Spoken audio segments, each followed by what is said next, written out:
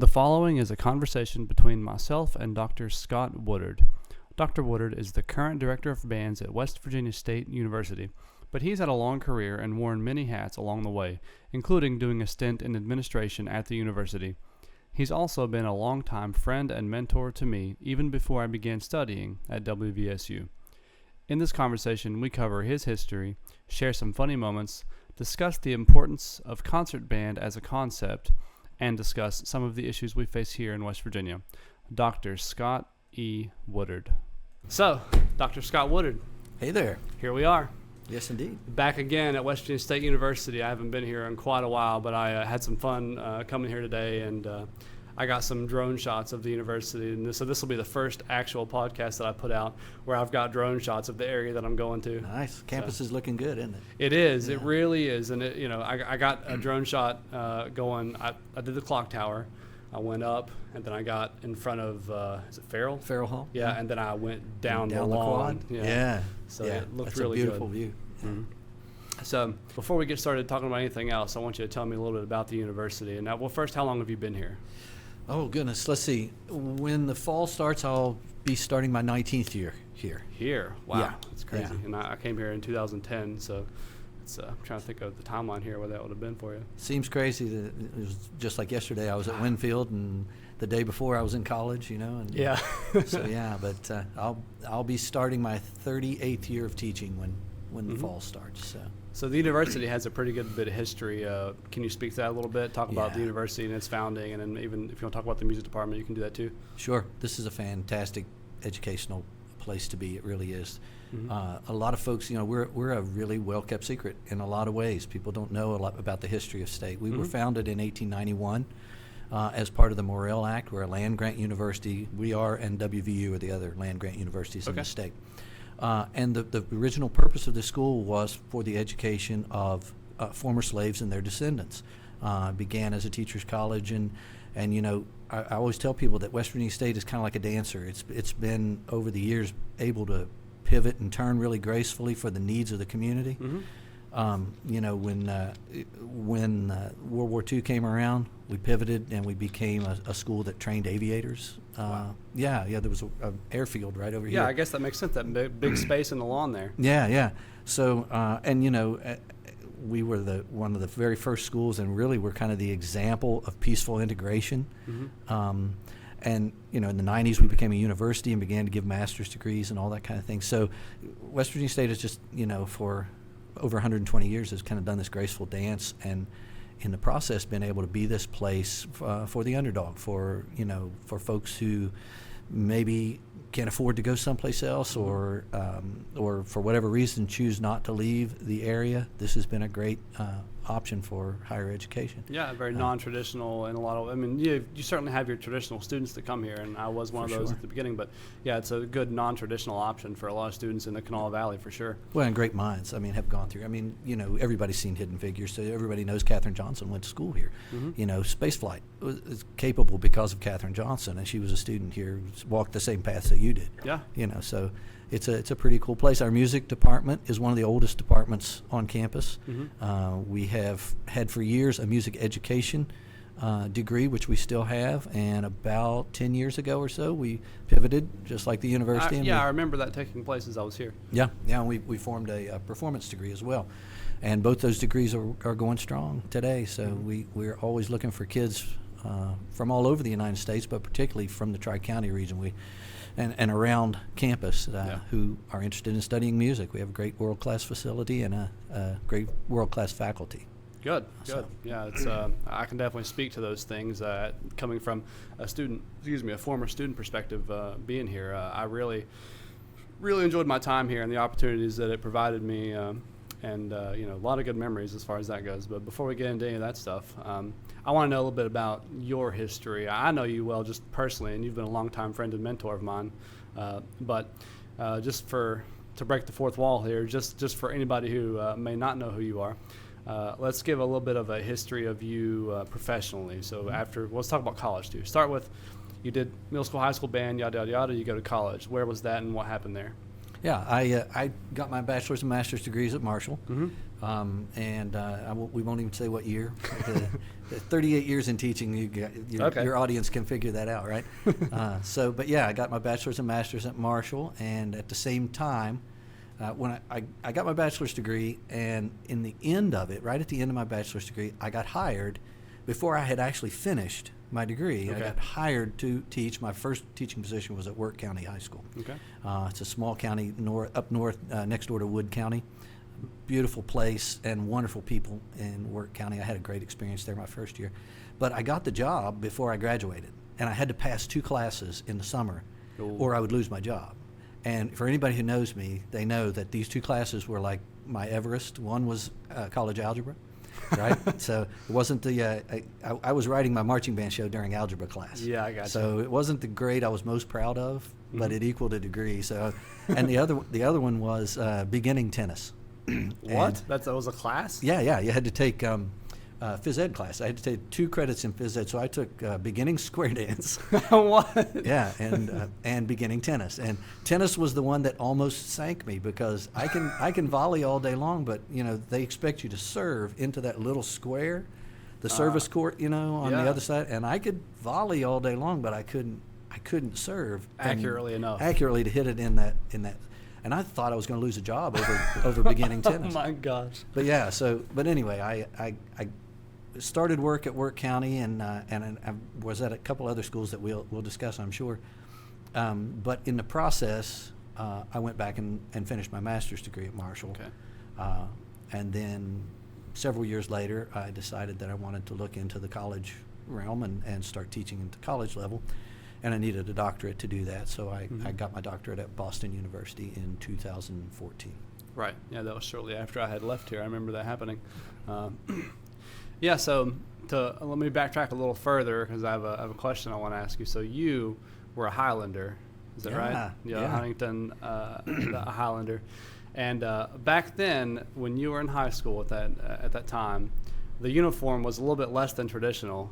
Is that right? That is, well, the drum major's uniform was, yeah. Oh, okay. Yeah, the band. Because you wore that uniform. Right? I did, yeah. I was at Huntington East High School, which is a school. Actually, none of the schools where I went exist anymore. They've all been closed over time. And Huntington East was consolidated into the new Huntington High, but they still kept the Highlander as their mascot. Yeah. But yeah, the band wore the British Grenadier Guards uniform. Looked like the guy standing outside of King Charles's palace, with the red jacket and the big tall hat. Yeah. And but the drum major wore kilt and a military style jacket and the even taller hat. Wow. And everything, the sporran, everything that you would wear traditionally in Scotland, the drum major wore. So yeah, I wore the kilt proudly. In fact, I'm happy to say I was the first one who actually wore it to everything. I wore it to games, parades. I wore it to everything. The ones before me wore it in parades. Right. But I wore it to everything. And man, it was cold some of those Friday nights. I guarantee it. That's funny. Yeah, I wanted to bring that up because you don't really see people wearing kilts anymore, especially not in a marching band scenario. So It's true. But it's unique. It really is unique. Yes, it is. And then after that, after Work County, I know that Winfield was your next move, right? Actually, no. There's a school in between. Oh. I was at Work County for a year. And like I said, Work County it's a beautiful place. It's very small. At the time I was there, I can't tell you today, but at the time I was there were about 3,000 people in the entire county. Wow. Okay. Okay. Now my high school, the school Huntington East, when I went to school there, we had about half that many people in the school as lived in the entire county. Wow. So it was very. I rented a house and I lived, right in the middle of town, right across the street from the courthouse and the jail. That was my entertainment, was to watch the guys in the orange jumpsuits play basketball, out my living room window. That was what it was. But Work County was such a great experience because there wasn't a lot else to do there. So we would have marching band practice, and there'd be 100 people in the stands watching marching band practice. Wow. We had a great following. That's a good community activity. If there's nothing else going on, all those people showing up just watching, that's great. Super support there. Really, really great support. But I was homesick. It's the first time I'd ever been away from home, and I wanted to find a job closer to home. And the job at Sarita Canova High School opened up. That's another school that doesn't exist I've never anymore. heard of that school. Yes, Sarita Canova consolidated with Vinson High School and Buffalo High School, and now they're called Spring Valley High School. Gotcha. So in Wayne County. So I taught for 2 years at at CK High School. And at CK, I really felt like I had found my dream job, because it was the kind of program that very much like the Huntington East program. They didn't compete in marching band. It was a show band kind of thing. It's the kind of background I came from, so I thought, I have really arrived. But after 2 years there, Winfield came calling, and I really felt drawn to go there. And of course, we can talk about that history too. But Winfield was a fantastic move for me personally. Yeah. And so after 2 years at CK, I went to Winfield, and I stayed there for about 18 years until I came here to West Virginia State. Yeah, that's right. So Winfield, you go there, and from all accounts from other people that I've heard, when you went there, you had quite a bit of rebuilding to do. Is that? Yeah, it was a small program. Great kids, but it was, I always think back to those first days. I don't know if you ever watched the show MASH. I did not. I love that show MASH, and I still watch the reruns every day. But there's a line from that show, one of the episodes, where they're talking about when they started this military hospital, and one of the guys says, there wasn't even a bedpan here when we came over this hill, and that's kind of the way I felt about it. We didn't have. I came in the middle of the summer, and we were to have a marching band show ready, and there was no percussion equipment to speak of, nothing. Everything was in pieces. The tubas were all garbage. I mean, it was just, there was no equipment, but there was a group of kids who were really anxious and desirous of building something really good. Yeah. So we spent a good deal of money, and I have to thank the administration who were behind us, and the band boosters who were behind us all those years. They had just bought brand new band uniforms. The last act of the guy before me was to order them, and my first act was to take them off the truck. Yeah. And when I took them off the truck, I found out that two of the band boosters had gone to the bank and taken out a personal loan in their names to pay for those uniforms. Oh my gosh. And we had to pay them back. Yeah. It was a huge disaster. I didn't even know that while I was pulling these boxes off the truck. I found this out. But people were there to lend their support, and That's what it seems like. yeah. So we started building there, and we had the very first year we had 26 kids in the band. Yeah. Well, when you think about that nowadays, it's kind of a good place to start for any program by today's standards. Well, we had about 15, and then over the summer we did some recruiting, and we ended up with about 26 kids. And your friend Jamie Atkins was one of them. Yeah. He was yours and my friend Jamie Atkins. He was a freshman that year. In fact, he was the first kid I met. I always tease him about this, when somebody knocked on the band room door, and when I opened it, there was a trombone case in front of the door. And Jamie was so tiny, he was behind it. I couldn't see him, and I thought the trombone case was talking, But anyway, we those kids worked really hard, and the next year we about doubled our numbers. We were in the 50s the next year, and it just kept growing until we managed to. We averaged about 110 kids in the program. By the time I left, we were averaging about 110, and we did. Our format for marching band was a little different than most folks. We were known for being a show band. We didn't go to competitions. We did different shows for each home game, and we focused a lot on concert band and the actual act of playing and sound production and all that kind of thing. And things went really well for us. We did well. The only time we ever competed was in the spring. We would always take a big trip in the spring, and we would compete as a concert band in the spring. Sometimes we would compete as a marching band in parades and things like that, right. But not in field shows. So it was a little different. Yeah, you never went to like the traditional marching band competitions that happen today, where you go and do the competition, get judged, and all that stuff. You guys weren't really doing that. Right. We did in the first couple of years, and we just kind of phased ourselves out of it. The very first job I had in Work County, we were hardcore.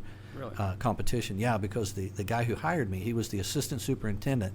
He had been the band director before, and in my interview, he said, "You will compete." Yep. So kind of telling you what to do. I said, "I will compete." You're right. So we did, and did fairly well, and won some awards here and there, and I never forget, we won a best show design award one time with that band.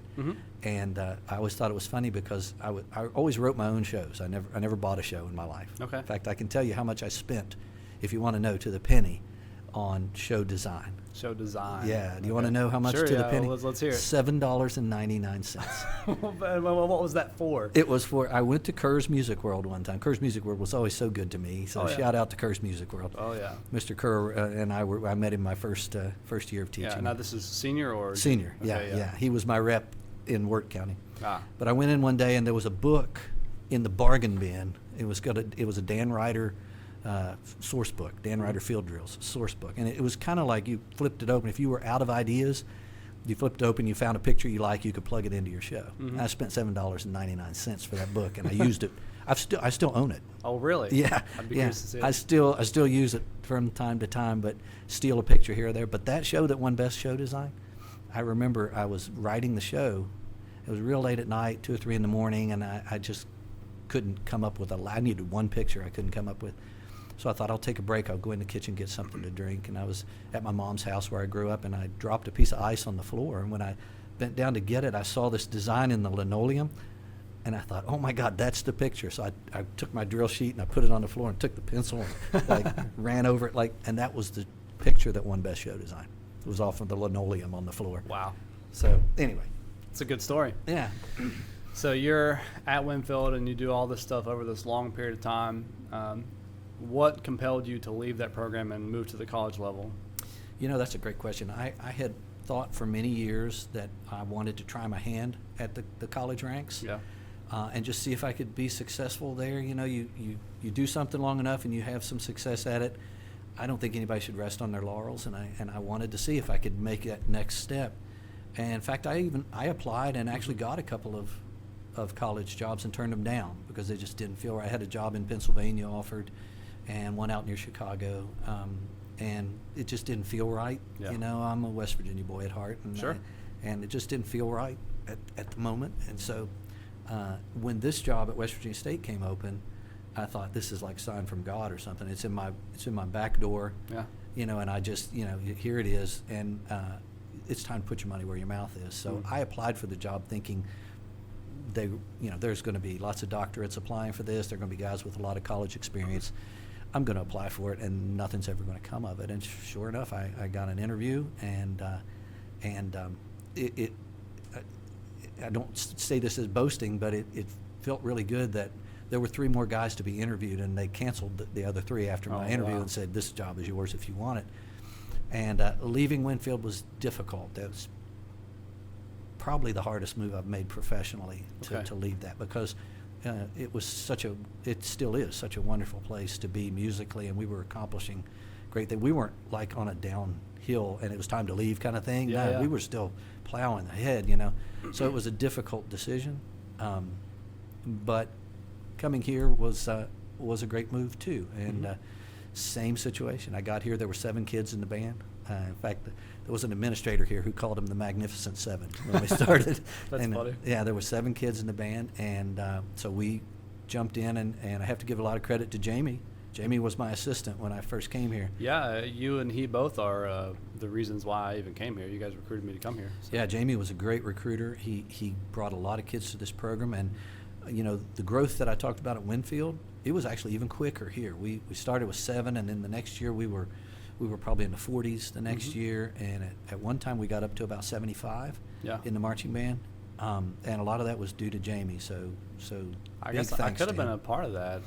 That whatever that 75 you're talking about, whatever year that would have been when I was here. You were here when it was big, yeah. It must have been because when I was here, there was a lot of stuff going on. There was a lot of activity within the music department happening. Yeah, jazz band was traveling all over the place. I loved it, going to Lincoln Theater, and yeah. I bought my tenor saxophone that I still have in D.C. at Chuck Levin's Music World. Me, James Hodges, Josh Rotenberry, Casey, and a few others, I believe, accompanied us. We all went out there, and they lined up a bunch of horns for me, and I tried them all out, and that one stuck, and I still have that horn, and I'll never get rid of it because, one, it's a good story, and it's such a great horn, and I wouldn't have been able to do that had I not been involved in the jazz band and all that stuff.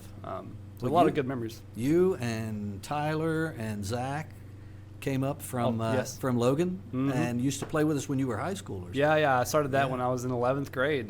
Tyler would drive up he and I would drive up and play in the jazz Yeah. band Thursday nights, I believe. Thursdays, yeah, we just did those marathon rehearsals, 3-hour rehearsals, Yeah. and and I think I remember coming like to Logan and playing trumpet for you or for something. You Yes. did something as a student. And Okay, so what I love that, and what that was, in my opinion, it was legendary. Not to boast, but they used to do this format. They don't do it anymore, where it was called a senior project. Okay, and you had to kind of pick a field, pick a job, pick a whatever, and you had to go shadow somebody in that job. And I came to shadow you, Right, if you right. remember, and because I already had the connection. But you pick somebody in the field, you go job shadow them, and you have to do a senior project, like a presentation. And at the time, I had known that I wanted to be a music educator for many years. And so I'm like, I'm just going to go as big and as hard at this as I possibly can with this senior project. I want to do a good job. And so I had the idea, like, well, why don't we just bring a band out here and I'll just conduct the band, and that's what this job is, at the public facing, that's what the job is. And so that's what I did. I got a bunch of the high schoolers together, and I called you and said, hey, can you come down and play? And we did Psalm 42. oh yeah, that's right. Yeah, and you played the trumpet solo, as a matter of fact. I remember now. Yeah. Yep. Yeah. And you brought a couple of students down from up here as well. Paul Moore, I think Andrew Crisco was one of those. You guys came down and really did me a solid that day. And as soon as it was done, you guys struck the stage, and I continued to do my thing, and it was a great presentation. So. Well, look at you now, man. You're doing great things down there. I really wanted to say that at some point in time today. I'm really proud of what you're doing down there. It's trust me, I know what it's like to build something. It's hard. And it's difficult, and you're building community support. You're doing it all the right ways, man. So keep it up. Your kids deserve it, and they're lucky to have you. I appreciate you saying that. And to that effect, to talk about recruiting a little bit, from you had at State, you had to recruit in a big way, and of course you had Jamie help for that. At Winfield, you had to recruit. What in your mind, when it comes to recruiting, like what are some of the most effective things you can do to be able to be a successful recruiter for a program, especially a marching band or a band in general? Yeah, that's a great question, but it kind of requires two answers, if that's okay. Sure. Recruiting at the high school level is a little different than recruiting at the college level. Right.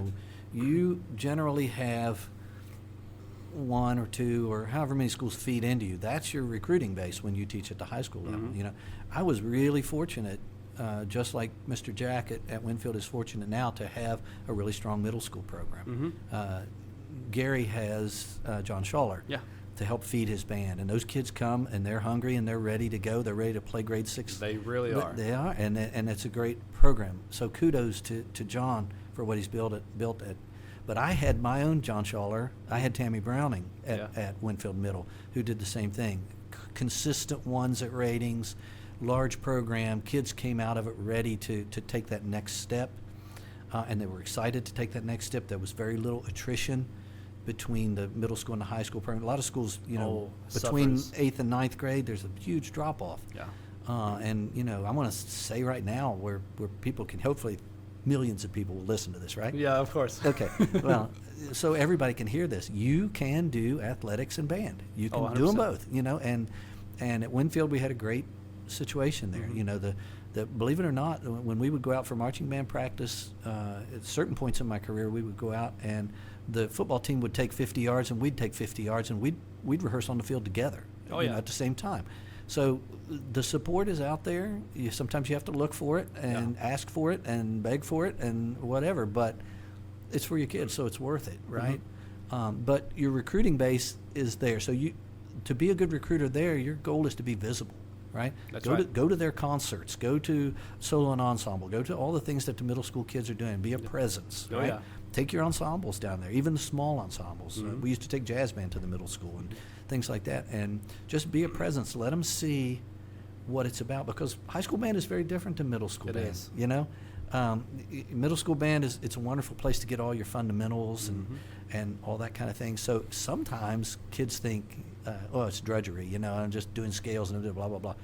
But you're learning all the things that put you in a position. So when you get to high school, you can jump on that bus every Friday night and you can go play at the Capitol and you can go and build those memories, Mm-hmm. that last a lifetime. So my best friend in the world is a guy I met as a 10th grader at band camp. we still keep in Oh, touch yeah. all the time. Yes, So sir. those lifelong friendships and stuff that you build in high school band, well, middle school band is what puts you in a position to do that. Absolutely. So be present, be a presence, I guess is a better way to say it, Sure. in the middle school's life, the middle school band's life.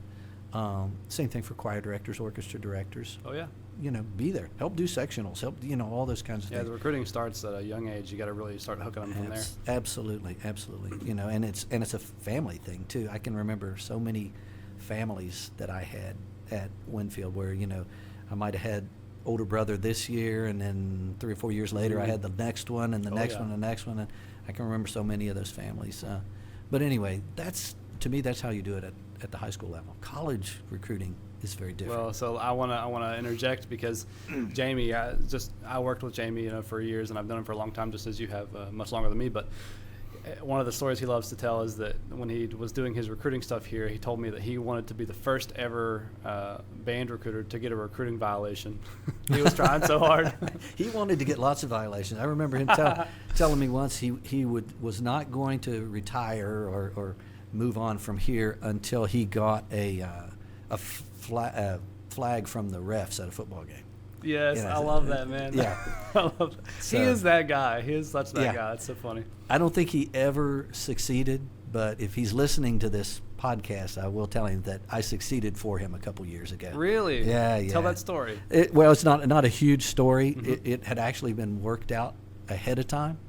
And the trombones, had some really quirky trombones a few years ago, great guys, and they're all still, one's getting his master's degree in trombone performance. Mm-hmm. But anyway, they didn't tell me, but they went to the refs ahead of time and said, at some point, I want you to throw us out of the game. Wow. And the ref remembered it, and in the last 30 seconds of the game, he got on the microphone and threw a flag at the band and threw the trombones out of the stadium. No way. We weren't playing anymore. We were done, and they got up and left the stadium, So yeah, I got the flag for him. That's great. That's great. Yeah. But no, Jamie was a big help in terms of recruiting here, and for college directors, it's a little bit different because we've got a much bigger pool. Yeah. There are a lot of factors that play into it. Most of our recruiting and the history of the school is that most of our students come from Putnam, Kanawha, Jackson counties, Boone County, the surrounding counties. Yeah.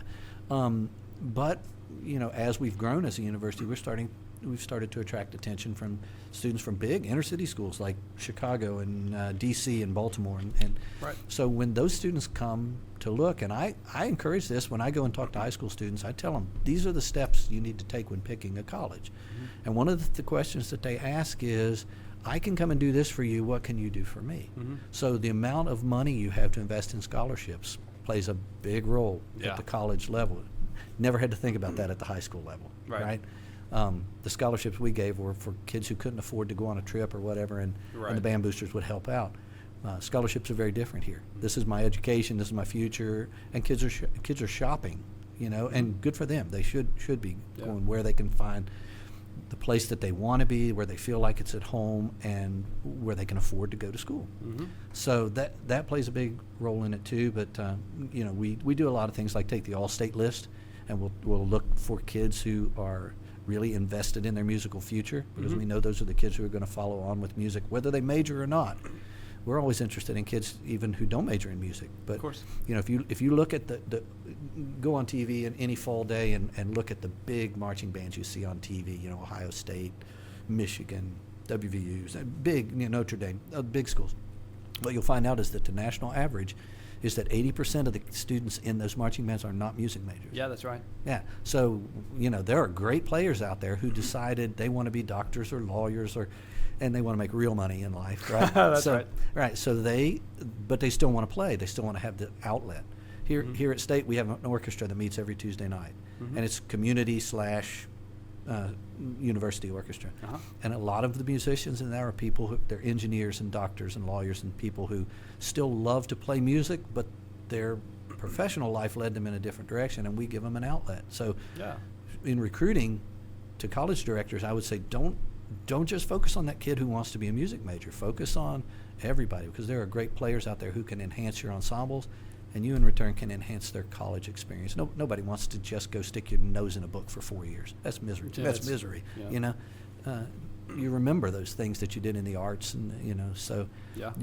they're doing for you, but you're building something good for them too. Yeah, a lot of what you're talking about here is dancing around a larger topic of kind of branching out into your community and pulling people in, because what you just talked about was pull, like, you have a community orchestra, and doctors, lawyers, engineers, anybody that is from any walk of life can come here and play and have this outlet, and so that it seems like that's pretty important to you, but I think it's important for anyone to know that if you're going to go out there and build anything, you got to try to have some community support around you. Oh, absolutely. I mean, we've done that since day one. When you were coming to play in the jazz band, there were folks from the community who came and played in the jazz band. Mm-hmm. And accompanied us on trips. They did, right before you got here, we did a European tour with the jazz band. I remember, Yeah.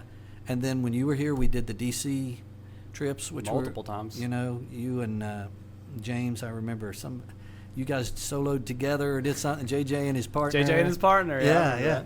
But so they got to play. How cool is it to, as a jazz musician, to be walking the same floorboards that Duke Ellington walked, or Ella Fitzgerald, or Mm-hmm. Louis played there. So there were great experiences that came about because they were part of this program, whether they were music majors or not. Mm-hmm. So That's right. So that helps. Travel helps recruiting too at the college level. By the way, That's true, and If at you the can- high school level too. Yeah, if you can say we're taking these trips and we're going to play in these venues. Mm-hmm. When we went to Europe, it was an amazing thing because we played, we did all these things, and we also took tours. I remember touring this cathedral, and it had 6 organs in it, and we are as this little group from West Virginia Mm-hmm. in awe of this place. Huge organ at the front, huge one at the back, and then there were 4 organs on little pillars, Mm-hmm. on little balconies, and they were small organs. And the tour guide walked us past one, and she just pointed at one and said, "This is the organ that Mozart played when he was here." And let's go on. casually. Yeah, like I see this every Wait a day. minute, yeah. We were all like, "Wait, we got to take pictures of this." Yeah, seriously. So, but those kinds of experiences, music kids, particularly back up to high school, Mm-hmm. those kinds of experiences are things that a lot of kids would not get to have if not for their association with music programs.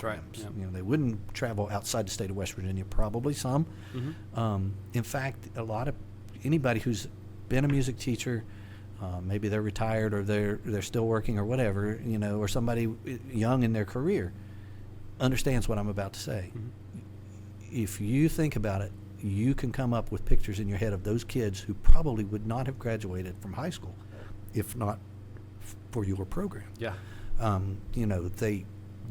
Your program is what brought them out of bed in the morning to come to school and associate with their friends and be part of that family. Mm-hmm. So that's, to me, one of the reasons, extra musical reasons why band, orchestra, choir, any of the arts programs, theater, you name it, any of those kinds of programs are important because we're about music. Yeah, we're sometimes in the music business, but sometimes we're in the life-saving business too. And that sounds melodramatic, I know, but it's true. It's true. It is true. And I say that same phrase, but I say the life-changing business, because that's really what it is. Everybody has a story. You can look around the band, even if you're not a band director, you can look around the band in your high school and think back to the kids that that really struggled, but had it not been for that, they wouldn't really have anywhere else to go, no home. So, got them up out of bed, got them to school, and That's right. got them doing things. And maybe that kid was never going to play on the stage with the New York Philharmonic someday. That Mhm. doesn't matter. That's right. Yeah, what matters is the experience and the camaraderie and everything that you were able to give this student wrapped up in this beautiful envelope of music Mm-hmm. that they'll carry with them forever. Yeah, that's right. So just from me knowing you for a long time, and you touched on something earlier when you were talking about your time at Winfield and how you guys played a different marching band field show every home game and didn't really do competition band and that kind of thing.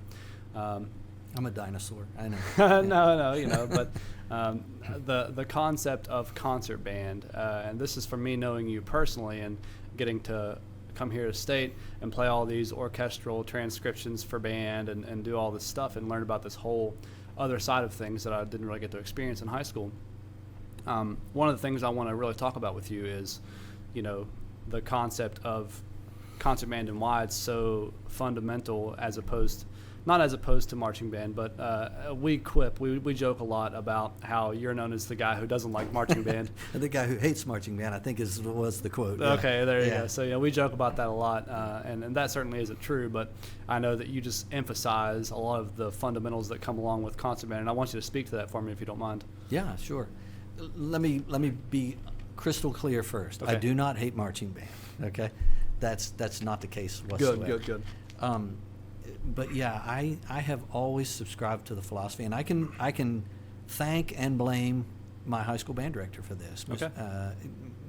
I went to Huntington East, as you said. Right. My band director was Robert Tweel, and he was there for 30. I think he was at Huntington East for 38 years, which is exactly the amount of time I've taught now. He was at that one school that whole time. Wow. Then he went on to Huntington High and opened the new one, and so I think he taught for about 42 years or something like that. But he instilled in me very young this idea of that a band is something that plays music, right? It's something that plays quality music and plays it well, right? So, I've always kind of subscribed to this maxim that the first word in marching band is band. Mm-hmm. And I say this with love for marching band. I've been involved with it for many, many years. But most of the time, nobody really cares how many pretty pictures you can make on the field if you can't play. Yeah. Right? That's right. Playing comes first to me. And we're kind of weird. I said this in the seminar that we did a couple weeks ago at the Culture Center. We're kind of weird in terms of the fact that we spend all this middle school time teaching people how to sit right, how to make your body conducive to making good sound, hold the instrument right, breathe properly, articulate, do all this kind of, and then we say, okay, you're going to do all that while you move from point A to point B in 8 steps at this speed, 22 and a half inches on each step, by the way, right? And, and while you're doing that, you're going to be looking left and right to stay in line with somebody because you're part of a big pinwheel or you're part of, and we expect that we're going to do all of that while making this beautiful sound. The level of multitasking that goes on is just in concert band by itself, just playing an instrument, the level of multitasking you have to ask these kids to do is crazy. There's like 20 things, and then you add all this other stuff in on top of it. Well, it's no wonder why people always flout this statistic that band, orchestra, choir kids they score higher on standardized tests in math, English, science, social. And I have the data to back that up. Well, it's true. But you know why? It's because we're asking them to constantly multitask and do. And even when you're sitting down playing, take marching band out of the picture. You're making sound. You're analyzing that sound. You're seeing where it fits into the rest of the sound. You're making alterations all in split seconds, right? Yeah. You're reading. And well, it's no wonder we can do science better. No wonder we can do math better. I mean, duh. Yeah, let's call it like it is. But anyway, Mr. Tweel really instilled in me at a young age that you have to play first. Nothing else matters if you can't play. So over the years, I really focused on concert band. I still do focus on concert band. Inside, sit-down kind of ensembles to build the quality of sound. We did even during marching season at Winfield, that's where most of my career was, but I did this at other schools. Every Monday was concert band day, even through marching season. Students knew we came in, we worked on and we sight read every day. I was lucky when I got there. I had a good library. It already existed, and I added to it over the years, but I would just go and close my eyes and pull a piece out, and we would read that, and then take it back up, put it back, and the next day we'd do another.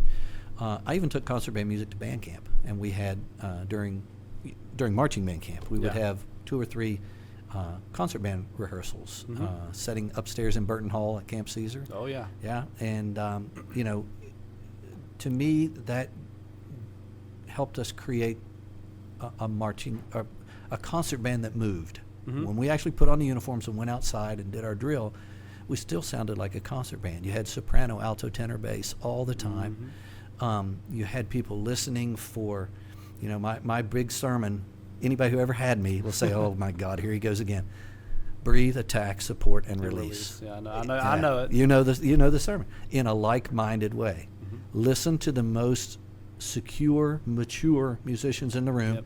and imitate what they do. Everybody knows who they are. Yeah, you know who the best musician in the room is. You know, we don't have to say names, right? So, right now it's me and you, right? That's right. We're Okay, here. yeah. So, but listen to how they breathe, not just when they breathe, how they breathe. What spirit do they breathe in? Mhm. How do they attack? How do they sustain? What happens to the note while it's sustaining? Does it expand, contract? What happens? How do they release? Mm-hmm. And if you imitate that in 10 seconds, your ensemble will sound more mature. I think I said this to you the other day, but I have ensembles do things with their eyes closed a lot. Listen for breath. Breathe when it happens. Listen for attack. Match it. Mm-hmm. Listen for sustain. Listen for release. And what you'll find is that you can have an ensemble that can breathe, attack, support, and release without your help at all. You can Mhm. work yourself out of a job. Yeah, Just, exactly. you know. And no more conducting Yeah. up here. They can do it by Right. themselves. And what results in that is that the quality of sound is better, intonation is better, tuning is better, articulations are cleaner, precision on rhythms is better. Mhm. Everything takes a step up in maturity because they're listening and reacting. It's one thing to listen. You know, I always tell kids, not everybody knows whether they're flat or sharp, Yeah. right? You know, you know something's wrong. Don't know what to do. Well, do something, right? Make an adjustment. If the sound gets worse, you went the wrong way. Go the So other way. what? Fix it, right? Mhm. But to set statically on something that is not kosher is an unforgivable sin. Yeah. Do something, Mhm. right? Take an action. And the more kids do that, the quicker they understand, oh, I understand now that I'm flat or I'm sharp or I'm whatever. And they Mhm. can fix things quicker. And you're playing grade 6s at ratings and you're getting 1s. And, Mhm. you know, so yeah, that I think concert band is the basis in the band world. Okay, Sure. I think concert band is the basis for everything. To young directors, I would say, if you want a great marching band, if you want an award-winning marching band, build a concert band first. Yeah, that's true, and it's so unfortunate that these two things happen in reverse for us. Like marching band does. always happens first because that's football season and everything else. It's so unfortunate that it happens in reverse, but you know, other countries do it differently. Some countries marching band exists by itself, and it's not even a thing that you associate Right. with football at all. You know, because Well, we tend to invest more of the year in marching band than we do concert band. yeah, that's Right. that's definitely a trend around the U.S. So, Yeah, you yeah. know. Prepare, plan, prepare. I understand that all that has to happen, and let me say I understand completely that my situation was different. I wasn't a big competition guy, Mhm. and I understand that there's differences in what somebody in that realm is doing and what I did. I get that, Mhm. and I think it's great. I don't think one way is right for everybody. Sure. There's lots of ways, lots of correct ways to do something. Oh yeah. But you know, we plan for it, and then we start buying it, and then we start putting it out, and then we start, so we end up investing a lot more of the year in marching band than we do concert band, and we have that little window of ratings time, spring concert, and then we're right back to next football season. Oh yeah. So if we could I found a way to do that by having marching band day or concert band days Uh-huh. through marching band season and that kind of thing. But my high school band director, he was a quirky guy, and I loved him dearly. But he would never tell us what we were playing for ratings until the day before we went.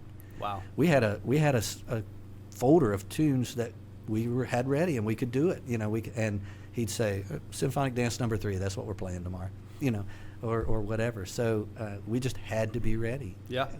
We sight read like crazy. I mean, we just sight read all the time. It's something I don't think we do enough of in music education today, is teach kids sight reading. Yeah, I think that's true, and that it may lead into this next thing here. I want to ask you, because you've been in this area for a very long time, and you've been a music educator for a very long time. Down where I'm from in Logan, we hear all these stories, and we see the pictures of these bands that existed many, many years ago, and like Logan went to the Macy's Day Parade at one point. Like, there was a lot of history there, and people just wonder why. They're constantly looking back at the old stuff and seeing how great it was, and they remember those things, but then they wonder why it got to be where it is now. Not just Logan, but just it seems like in general, things have really taken a downturn. Not to be so negative, because there's a lot of positive that's going on out there around the country, but I think here in West Virginia specifically, a lot of the programs that used to be very big are now very small. And I want to know your perspective on, what some of those issues may be that contribute to that specific thing, if you have any insight there. Yeah, I mean, I've got lots of thoughts on that, and Yeah. some of them might hurt some people's feelings. Well. But there, in the overall scope of things, there are some things that aren't controllable by bandmasters in West Virginia. That's right. Let's call it like it is. The population of our state 40 years ago, 50 years ago, was much higher than it is today. So higher population means more kids in the schools, right? So then you have a larger recruiting pool, and you have larger bands and that kind of thing. So that's part of the program. When as a state, we began to what's the word I'm looking for? The changes in the coal industry and lots of things caused people to want to leave the state. Yeah, they left. Yeah. Pay in certain fields. I know a lot of great teachers who left the state. Oh yeah. We're not compensating. Excuse me. We're not compensating our educators like we should. Look at the lists of how it works state by state, and you'll see that we're perpetually at the bottom. Yeah. And the most important, maybe I'm biased, but the most important vocation being paid less than everywhere else in the country. Yeah. That's a big problem. So we've got great teachers in the state, and God bless them for staying, but a lot of folks left who could have done great things here. And I don't blame them in the least. They have families to support, and they have, so that's another issue, when you have great teachers who are leaving. And so there are a lot of programs in the state still who, like that idea of band director being a revolving door, unfortunately has become the norm. Yeah, no consistency in a lot of these places. Yeah, when you have 5 band directors in 6 years, and that's happened locally. Oh yeah. Yeah, how do you build a program that way? It's nearly impossible. So that's part of it. Another part of it, in my opinion, is that when I was a kid, this is going to sound like old man. This is going to back in my day. Yep. When I was a kid, when you went to high school, you were an athlete, or you were in the band, or you were in the choir, or something like that. There wasn't as much going on as kind of what you're getting at. I mean, kids come out of school today, and they're every one of them has a supercomputer in their pocket that they're staring at all the time. My son is just as guilty as anybody else. Yeah. And so there's the internet changed things, technology changed things, and then, dare I say it, COVID changed things. Yeah, very recently, yeah. Yeah, I mean, it's not just that COVID affected the way we can be afraid of being in groups or things like it affected work ethic too. And I hope this doesn't hurt anybody's feelings, but as a people, we got kind of lazy during COVID. You think about it, and work ethic kind of dropped as well. So the idea of a kid saying, "I'm going to spend all summer long out in 90-degree heat, doing the same 8 steps 400 times," because every band director that says one more time is a liar. Oh yeah. Right. Oh, yeah. So I'm going to do that instead of sitting at home on my couch. Those kids who choose to do it, God bless them. They're what keeping us alive, as an art form, and we are an art form. People refer to the marching arts, and some people laugh about that. No, it is an art form. Absolutely, the marching arts. Yeah, so they're what keeping that art form alive. So you factor all those things together, and then you factor together this. I said it earlier. There are a lot of folks who think that young people can only do one thing, and that's selling young people short. Oh yeah. You're either a baseball player or you're a trumpet player in the band. You can't be both. Well, that's hogwash. You know it. Oh yeah. So if everybody will get on board, and I say this kindly, band directors, to me, again, maybe there's some bias here, band directors are always willing. I'll do whatever is necessary to keep that kid in my program. I'll make adjustments. I'll do whatever is necessary. That has to be a two-way street, right? Yeah. So it has to come from both sides of who's tugging on that kid. It's not fair of us to pull that kid apart. Yeah. Right. And oftentimes the band director has to be the one that blinks or backs up in that standoff. And that's not fair, because the one who gets hurt is the kid. That's right. you know. So that's another part of it is we feel like, you know, you can only pigeonhole into one thing, and that's not the case at all. Some of my best players over the years have been folks who were on the basketball team. I had a first-year All-State clarinet player for 4 years. He was first year for 4 years. Wow. Right when they first started letting ninth graders try out. You know, it used to be you couldn't try out as a ninth grader. Yeah. You had to wait till 10th grade. He was a starter on the basketball team for 4 years too. Wow. So, you know, and he's a doctor in the area now. Go figure. You know, so yeah, there are a lot of things that are causing it. And it's difficult for band directors to fight against. The best thing you can, I know this sounds cliche, man, I know it before it comes out of my mouth. The best thing you can do is build a quality program. If you have 5 kids, make them play. Make them good. Make them good. People want to be part of a winner. And I don't mean that in terms of how many trophies you've got on your shelf. I mean the spirit. You know, the spirit of making music. Everybody who makes music is a winner. Nobody's a loser in that game, right? That's right. So you build a good program, and then people will want to be part of it. It's like Field of Dreams, right? Oh, if you build it, they will come. They will come. Yeah. And I believe that with all my heart. I've seen it work throughout my entire career. So no matter how small, build quality, and then the numbers will come. Not as fast as you want them to, but the numbers will come. Yeah, they never seem to come as fast as you want them to. Rome wasn't built in a day.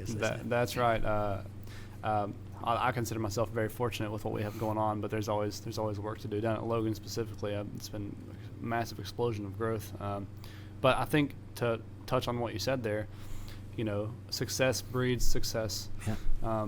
You know, whenever you put out a good product, I may fixate on this sometimes, but I do think it's pretty important that one, that you do things very publicly, so the community can see that you're doing things. You'd have to do things publicly, but you got to put out a good product. You know, I fixate on like making sure that if we do something publicly, that it is good or, you know, good enough. Because of that very reason. I mean, you know, people are going to see you, then they're going to talk about what you just did for a while, and so you want them to say good things and positive things. It's super, super important that you think about that stuff as a director. Well, you're always going to have the support of the parents of your group. You know, to some degree, it's kind of like the end of The Music Man. You ever seen that musical? You know, I haven't, no. The end of The Music Man, where this guy comes to town and he tries to form this. He's a flim-flam man. He doesn't know anything about forming bands, but he's trying to sell them something. And in the end, he gets forced into the position where the band has to play, and they're horrible. They're terrible. They can't play. And he thinks, oh, my God, I'm going to jail, you know. But in the audience, people stand up and say, oh, that's my Barney. That's my, you know. Yeah. And they hear the New York Philharmonic. Parents will always be supportive. And I have to, like, give a shout-out to all those parents over the years that were part of the band boosters and such. I recently had the experience to go and work a night in the concession stand when my son was on Midget League Baseball. Yeah. And I was in there 5 minutes before I thought, oh, my God, what have I asked all these people to do all these years? Oh, my God, this is miserable. But they do it, and they love it. You know, I always wondered why they wanted to be so active. Yeah. And when I had kids, I realized it's because you just want to be where your kids are. You know? You want to be there. You want to have the best thing for your kids. But the community might be a little different in that, you know, they're looking for that quality product. Parents are too, but the community, when they invest their money in you, they're looking for a quality product. Yeah. So make them play.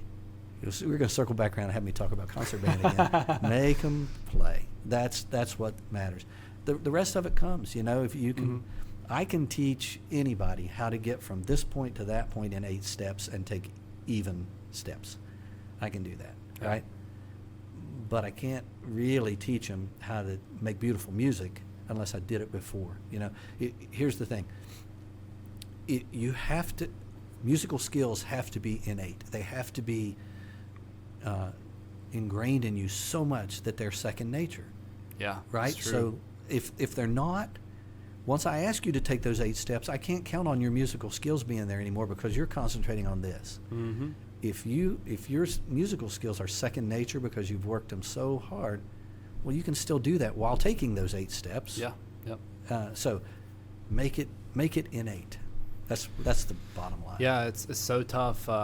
when we talk about the programs that exist nowadays all across the nation, but particularly here in West Virginia, where people are constantly rebuilding, or you're walking into a situation where maybe you have to start over, and and then, as I said before, unfortunately things happen backwards, and some marching band happens first, and you got kids coming in where they, like in my case, I have a lot of students coming in this year that have no prior experience, and some that fortunately do, and then I can build upon their foundation. I'm going to really rely on them to carry things.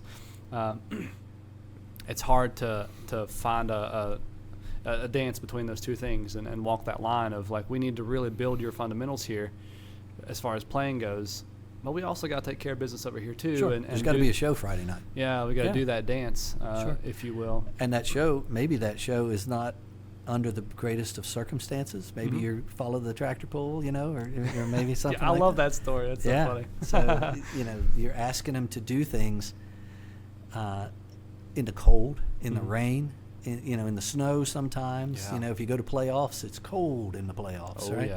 Yeah. And so the more you build those musical skills, the rest of it will take care of itself. Yeah, I think. But you may have to follow the tractor pull. Yeah. Or the horses. I might get you in that story here in a little bit, but I think it's important to. You said something earlier about you picked a day and specifically focused on concert band. Mm-hmm. I have my own version of that, and it's not necessarily concert band, if you will. I mean, I guess it is because we're inside, but I will. My plan for this year is to have Monday, Tuesday, Wednesday after school practices, Thursdays off, then Friday game, and whatever we do. But the Monday is going to be for just fundamentals work inside, and not outside on the field doing those things. And we may adjust depending on whatever we need. But, because I'm in the situation that I'm in where I don't have, these students don't have these fundamentals to build upon, we got to build them. We got to build the fundamentals. And so that's what we're doing. And chamber stuff, small groups. Oh, yeah. If you don't play with a conductor, you can't lean on that conductor anymore. You have to lean on your ears. You have to listen. What's the tempo? Am I in tune? How are my articulations against everybody else's? So if you encourage chamber music, that's why I love solo and ensemble. I hope it never goes away. I know we lost it for a year, but I think it's coming back. But I hope so. Yeah, but the more you play as a chamber, this, you play in a quartet. I love it. Yeah, makes you a much better musician than playing your one trumpet out of 20. Yeah. Or whatever. It makes when you are the part, and you have to listen and focus on what's happening. You'll become a much better musician, and play with. Everybody who's listening to your podcast knows this. Play with better musicians than yourself. Oh yeah, that's. I think I spoke about this maybe on JR's podcast, but no, I spoke about it on my own actually with Jamie. I'm also a gamer. I'm a gamer nerd, and when you want to get better at video games that are competitive, you play with people that are better than you, so you can learn. Same thing here. You got to put yourself in a position where you're playing music with people that do things better than you, so you can take some of those things from some of those people. Don't be afraid to play with people who are better than you. Everybody wants to be. I'm a trumpet player, so trumpet players have that mentality. We always want to be the first. But you don't really build anything in yourself that way. Play with somebody who's better than you. See what they do. Imitate what they do. Yeah, that's definitely true. Chamber musicians are fantastic musicians. Yep. And so we've talked about, at this point, like a lot of the issues around the band and the decline and all that stuff. And I want to talk to you. This is coming from, or I'm asking you from your perspective as a college director. When students come to you to be music majors, we've touched a lot on some of the issues that we see, and I'm sure that only perpetuates itself and by the time they get to be a music major, there may or may not be certain things that they may or may not be lacking on. And so I want to ask you, what has your observation been as students come here? Are there I don't want to use the term deficiency, but maybe it is. I mean, are there things that they lack or things that you feel they should be better prepared on before they want to take that plunge to be a music educator? Yeah, absolutely. And deficiency, I don't think is a bad word in this case. Uh-huh. Things trickle up. We always talk about things trickling down, but they trickle up to this level. When you have a student who absolutely loved marching band and, just has no other desire in the world than to be a high school band director, right? But all they really focused on in those 4 years of high school were marching band. They come here, or they come to any school, university, conservatory, wherever, yes, and they realize what is this music theory business? I've got to take music theory in my first year. What is this all about? And the deficiencies that I see most happen there in music theory. Kids are coming to college level today, and I said this to other people before, so I'll stick my neck out on this block again. Okay. Reading skills. I find that reading skills are not nearly as strong as they were even 10 years ago. Yeah, just literacy. Yeah. Musical literacy is weaker than it was even 10 years ago. When you started coming here, you could read.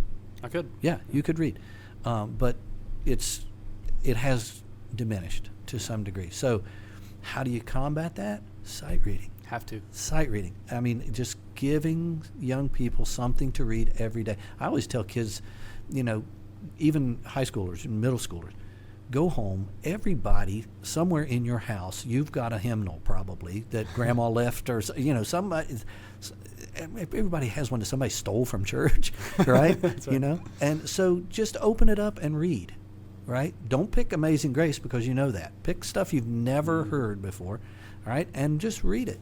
And pick 2 or 3 every day and just keep reading and keep reading. Build your skills. In our classrooms, we can cause young people to enhance their skills by reading all the time. Just like I said earlier, close your eyes and take something off the shelf and just read it. Take it back up and put it away. It won't be perfect, but over time, they'll develop those skills. They'll start to recognize. You remember that guy you showed me his video, said there's no such thing as sight reading? Yes. Right? To some degree, I think he's a nut job, but to some degree, I understand what he's saying. Mm-hmm. He's kind of saying that, you start to recognize these rhythms and then they reappear. Well, that's the point. That is the point. That's the point of teaching you to sight read. So the more you can encourage kids to sight read, the better. Second thing, we have kids sometimes who come here and come into music theory class and have no concept whatsoever of what the idea of a key signature is. Yeah. That's so fundamental to like building what you do. I mean, even in marching band, you got key signatures. I mean, you got different pieces that you're playing, and we tell kids what they are, but the fact that there's 12 of them they have to worry about. Then major and minor, we get into that. They have no concept of that.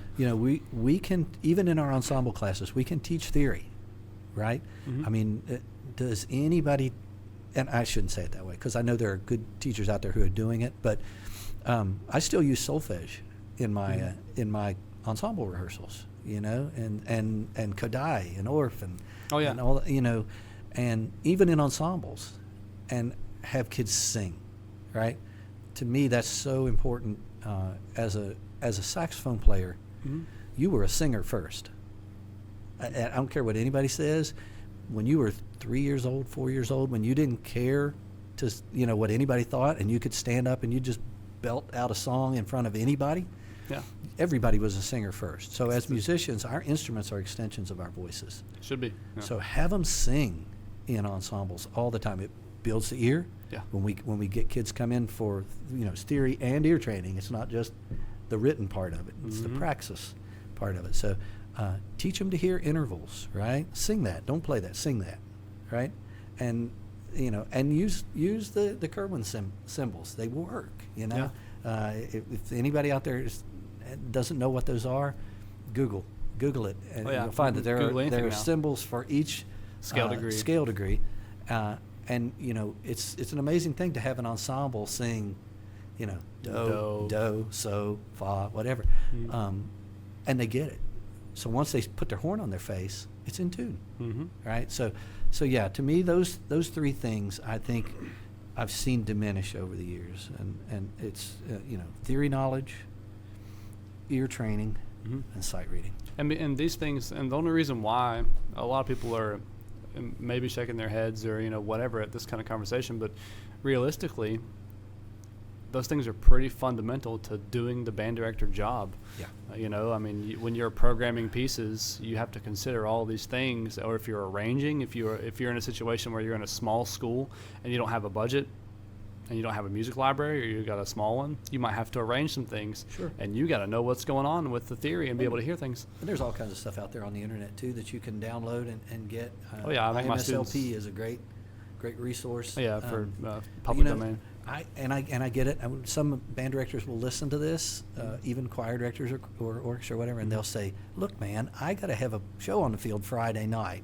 Time is my worst enemy, right?" Yeah. Time can also be your best friend if you think of it that way. And here's the thing: I really appreciate the idea of reverse engineering. Right? I know that I have to have a performance ready for Friday night. Right? So Let's break it down. Here I am back at two weeks prior, and I know I have to. This is my end goal, right? So if this isn't my only goal, I can succeed. But if I have blinders on and this is my only goal, to get to that goal, I set up small tasks, right? And if you set up those sight reading and theory drills and all those kinds of things as part of that process, when you have your next 2-week session, it happens a lot quicker. Yeah. And then when you have your next 2-week session, it happens a lot quicker. And time is now your best friend instead of your worst enemy. Yeah, you've built the fundamentals. Yeah. You do have to. The point is, you have to spend time doing those things, and you know, it seems tough at first, like drudgery maybe. You know, it seems tough at first because you're like, okay, well, this is taking us forever, but it won't the next time. It gets faster and faster and faster, and then you've got these kids that maybe all the freshmen in the room now, they can do this for the next 3 years. They can do all this stuff, Exactly. and it just repeating. When you've got them that can build, they can model. Model is a huge part of my philosophy, is modeling with myself, but also because I can't do it all, but myself, but also the successful kids. They model. These guys get it quicker, and it just keeps on going and going and going. And it doesn't have to be drudgery. I mean, who says you can't, you know, if you're working out a rhythm drill to pass out tomorrow, you know, Beethoven and Beyonce use the same 12 notes. That's right. You know, they use the same. There's a quarter note in Beethoven. There's a quarter note in Beyonce. So why not steal some of her stuff? What other artists are popular? It's funny you say that because I'm working on among the 20,000 other irons I have in the fire. I'm trying to work on fun tunes like that my kids can sight read, and I'm trying to build that. I bet these resources already exist, and I'm probably recreating the wheel here, and I need to find them so I don't have to do it myself. But I'm trying to make small little clips of like pop tunes and things that are popular and let kids read those things. You know, so sure. If that exists and somebody knows about it, please tell me so I can buy it or give it to me. What's even cooler is if you create something like that you're talking about, and then you're able to go back and find that same rhythm in Beethoven or Mozart or something somewhere, and say, look, Call back, here it was. Here it is. Yeah, exactly. So everything flows out of Bach anyway, right? Oh, yeah. Bach really, that's one of the pinnacles there. Yeah, what a prolific composer, Jesus. Well, I have a couple of things that I like to ask all band directors, but this is going to be more like sort of like fun rapid fire story-ish time, as rapid fire as you possibly can. Give me some qualities that you think make a great band director. What do you think those qualities are? Qualities of a great band director. What do they need to have? Man, this list could be like unending. Yes, I know. I think you have to have patience. Okay. Yeah, I think you probably thought that the first thing out of my mouth was going to say you have to have this great musical ability. That's important. But you have to have patience, because not everyone. This was a hard lesson for me to learn as a young band director. Not everybody was as invested as I was. Right? Yeah. So you have to have patience. You have to have an understanding that your role is more than musical. Yes. You're a father figure to a lot of kids, and in today's world, we're talking about kids who are coming from homes where maybe they're not both parents in the home, and and never has been or never will be, and so this is the family they were looking for, and you're kind of your father or mother figure to that student. So you have to understand your responsibility to that. I think that's super important as well. You have to have an encouraging spirit. It's not always going to be a bed of roses. No, it won't. But so you have to celebrate. My phrase that I like to use is celebrate all the small victories. Yeah. I do it with my kids all the time where, I mean, hey, from the podium, it's like, whew, it's a little rough sometimes, but little Jimmy finally nailed that position on his trombone, and it sounded really good, and I'm like, yes, and then we celebrate all those small things. So that's my version of that, I think. Yeah. I think to some degree you have to be a scholar, because I've never felt like it was enough to throw Finale to Shostakovich 5 out and say, just play this. You have to know why that piece of music is important in the grand scheme of things, and be able to communicate that to young people so that they can play it in the manner that Shostakovich wanted it to be played. Yeah. So that doesn't come by just reading the notes on the page. That's right. No, they have to understand the history, or Yeah, why the piece was written, or all those things. You have to understand the tortured existence of Shostakovich. And how maybe the piece, if you're trying to be symbolic, maybe how it relates to the situation that you're in currently. Maybe that's why the director picked it or programmed it. Exactly. You know what I mean? So. Yeah. I mean, I could go on and on Oh, and yeah. on, but I think band directors have to wear so many hats that's probably maybe that's the best quality a band director can have. You're a CEO. Understanding which hat you have to have on at any given moment. Yeah. And it might be like this. Who quickly. knows? Yeah, but understanding what your role is in that second in time to benefit that young person. Yeah, that's true. To me, that's probably the best. Give us, this is funny story time. Give us, among all your years, I'm sure you have plenty of stories, but give me a catastrophe story. Okay, so this is it could be you're about to go on for a performance, or it could be anything. Just any catastrophe story that's a good story you can think of. Catastrophe story. Wow, there have been a few of those over the years as well. Let's see.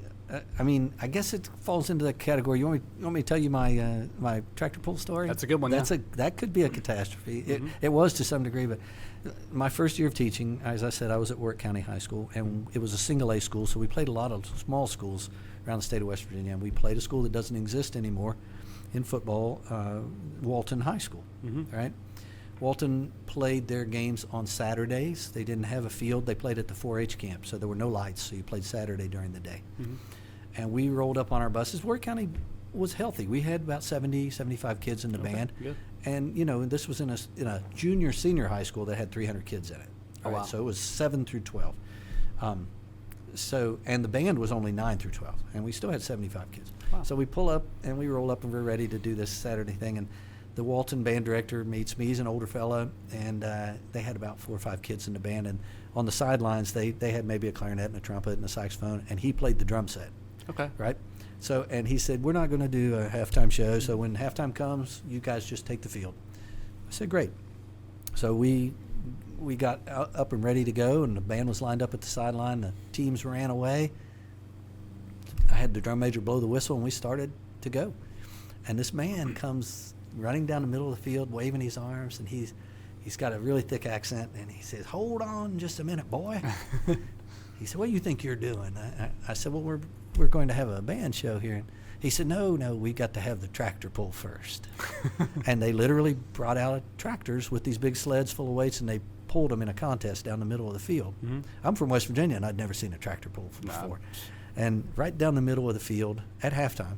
And then they finished, and he said, you guys go ahead and go now. And of course, there's ruts, 6 inches, 8 inches, 10 inches deep in the field. And here we are trying to march a show, and kids are going, you see their heads go up and down and up and down, and sound was horrible. Oh, yeah. Yeah, but I bet they all remember that. I bet I still keep in contact with at least one student from that first year.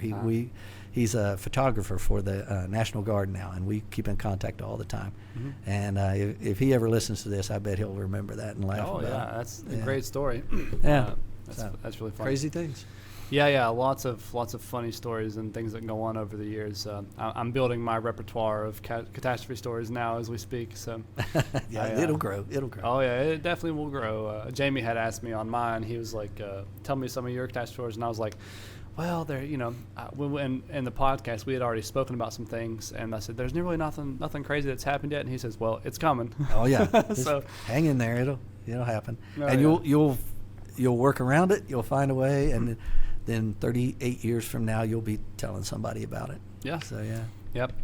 Now, for me, doing this and also just getting to know a lot of the directors around the state and through social media presence, I'm getting eyes on a lot of I guess a lot of the issues that are going on around the state, that the specific issues that people have, whether it's their scheduling or funding or whatever it may be.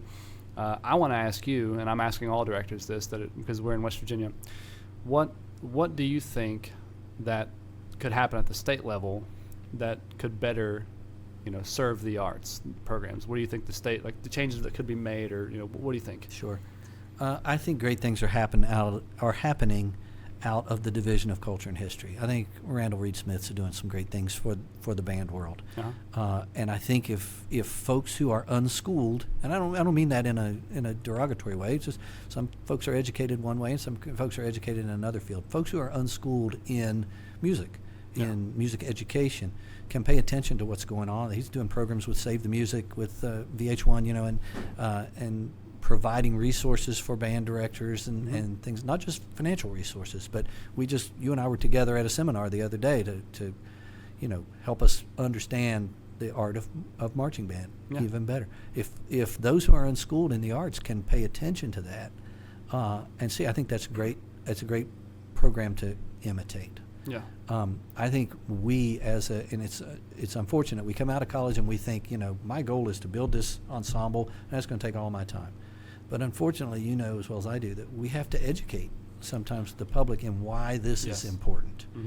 Mm-hmm. I've always said even when I was a high school band director, mostly when I was a high school band director, and people would question, why do we need this money for this, or why we need, and I would always say, if the Board of Education would just come to Winfield High School Band's band camp on Friday night, you don't even have to stay all night.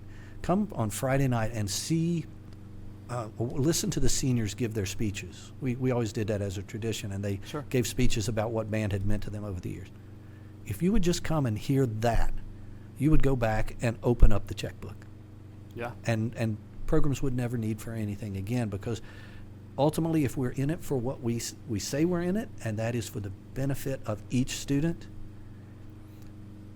then if you hear that, the bottom line is, how can you not support the fact that students continue school, they continue past high school, they matriculate through college, simply because music gave them that boost to be able to be there? How can you not support it? So, we have to educate them. You're never going to get them to come, let's call it like it is, you're never going to get them to come to your band camp. So you have to do it through your performances, through your band booster groups have to be active, not just as fundraisers, but as an advocacy group. Yeah. You can't do it all. As a band director, you cannot do it all. Oh, no, it's you true. still have that Friday night obligation, right? Those ratings coming up or whatever. You can't do it all, but you can certainly guide your constituency groups in the right way to say, look, these are our success stories. I remember looking one year, we used to have a thing at Winfield called the Top 10. I don't think they do it anymore, but the top 10 grade point averages set on the stage at graduation. Okay. And I remember looking from the orchestra pit up after Pomp and Circumstance had been played 4,000 times. Oh, yeah. Yeah, I remember looking up and seeing that every one of the top 10 were band or choir kids. Yeah. And I thought, if there's not a better way to educate the public as to the value of music programs, right there it is. Yeah, we're never going to succeed if that doesn't educate. So we have to. We're educators. I mean, we call ourselves that, right? So it's not all about do, re, mi, fa, sol. Sometimes we have to educate people in why do, re, mi, fa, sol is important. Yeah, that certainly is valuable. I mean, and just to be clear, I mean, we're talking about, you made a specific reference about having the board members come to your Friday night band camp and all that stuff, and of course that's not going to happen, but those board members, the same board members we're talking about, they're all well-intentioned people. Sure. And they're good, and they want to do what's best in their minds for everything, but they just simply are ignorant to what is going on, and not in a bad way. They just don't know. No, ignorant and dumb are two different things. Correct. Right. Yeah. So, I completely agree with what you're saying. People tend, and I was in administration for a while too, so I can talk about this as, I went over to the dark side or whatever you want to call it. Oh, yeah. People in administration tend to look at things from a bottom line perspective. How much money do we have, and what can we accomplish? Yeah. And I appreciate that. I do. I do understand it. But, unfortunately, one of the first things to get on the chopping block are arts programs. Mm-hmm. We can't cut money from teaching kids how to read and write properly. We can't cut money out of teaching kids how to add and subtract and multiply and divide. We can't do that. We're trying to build productive citizens, right, Yeah. who can go out and work and cause the continuation of our country. That's right. So what gets cut? Well, the arts are always down here at the bottom. So my argument to that is always this: can you live without music? I've asked administrators this: can you live without music? And they'll say, yeah. I say, yeah, and you're probably right. You can breathe, Mm-hmm. right? You'll eat food. Your body will work. If you never hear another note of music. But what is the quality of your life? That's true. There was a study done by MENC. Now it's called NAFME. Yeah, NAFME, yeah. Many years ago, and they determined that the average American citizen spends 22.5 hours per day in some way associated with music. You see it everywhere. It's on TV. It's in elevators, grocery store. But 22.5 hours even says to me that we dream music. Yeah, that's well, yeah, we have to. Yeah. Yeah. So take that away completely and ask yourself, what is the quality of your life without music? Mm-hmm. The checkbook will open again. Yeah, I think that's true. I know I'm being Pollyanna, but it's No. true. This is really valuable information because, for me, who is trying to do this thing where I educate people, I need to have some more tact about the way I do it sometimes. But these kinds of things are valuable to understand, and these talking points are really, really valuable things for directors out there to be able to use. I get it. Tact is hard when you are so well educated and Ah. so passionate about it like you are. It's hard to understand why Joe Schmo over there just can't see it. Yeah. It's hard to be tactful when that happens. So I get it. Tensions run high, emotions get involved. Yeah. Well, and I've offended a few people over my time, so it's okay. Yeah. Well, we've covered a whole lot of things. I want to ask you: is there? Well, I spoke to you before this, and we covered a lot of things that you said you wanted to cover. Is there anything else that's come to your mind that we've been talking about this? Any message you want to give to anybody, or say about anything, music education related, or anything else? Well, there are a lot of people from my past. A lot of them are gone now, and excuse me, I can't thank them personally, but the ones who are there, I still have a music teacher. My first band director still comes every Tuesday night and plays in the orchestra. I wasn't aware. Wow. Yeah, so to those kind of people, I want to say thank you because I can't imagine a different path for me to have taken, as frustrating as it can be sometimes, or as enlightening and uplifting as it can be sometimes. I just can't imagine a different path that I would have taken, and I have a lot of those people to thank. But you have to throw into that mix too all of the students that I have had over the years, all of the parents and band boosters and administrators who were supportive, and the community. Yeah, and even those who weren't. I'm going to pick my words very carefully. Sure. I've had administrators who weren't terribly supportive, but I learned something from them too. Yes, you have to. Yeah. So I don't think I could have chosen a path that would have made me as happy as I am in life. So I just have to say, how grateful I am to people who have allowed me, my family included, have allowed me to have this privilege. I go now, and I went to Italy 2 weeks ago and conducted orchestras in Italy. Yeah. And my family allows me to do that. That's right. They give me that. So for somebody who is so deeply musical, it helps me to understand that I need to be grateful too. So to all the students and everybody that's been a part of it, thanks. Wow, that's certainly a great message for everyone out there, and I think it's a great way to end our conversation. All right. Well, thanks for having me on this. I've enjoyed it. Thanks for having me here at the university.